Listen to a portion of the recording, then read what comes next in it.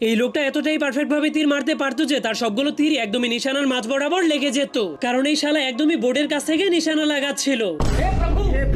আর এই লোকটাও একদমই পারফেক্ট ভাবে বলে নিশানা লাগিয়ে দেয়, যার ফলে সবগুলো বল একসঙ্গেই ফুটোর দিকে যেতে শুরু করে দেয়, কারণ সে সবগুলো বলকে একসঙ্গে সুপার গ্লু দিয়ে লাগিয়ে রেখেছিল।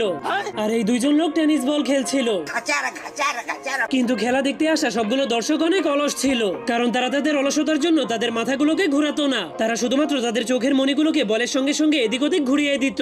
আর এটা হলো দুনিয়ার সব থেকে বড় বরফের পাহাড়, এই জন্য যারা সেখানে স্কেটিং করতে আসতো তারা প্রচন্ড ভয়ে থরথর করে কাঁপতে শুরু করে দিত। কিন্তু তখনই সে 1 সেকেন্ডের মধ্যেই নিচে নেমে আসে, কারণ সেই পাহাড়টা ছিল একটা নকল পাহাড়ের পেইন্টিং। আর এই সবগুলো লোক যখনই রেসিং করার জন্য দৌড়াতে শুরু করে তখন তারা সবাই একসঙ্গেই দৌড়াতে শুরু করে দেয়, কারণ তারা সবাই একই কোম্পানির ভিটামিন খেয়েছিল।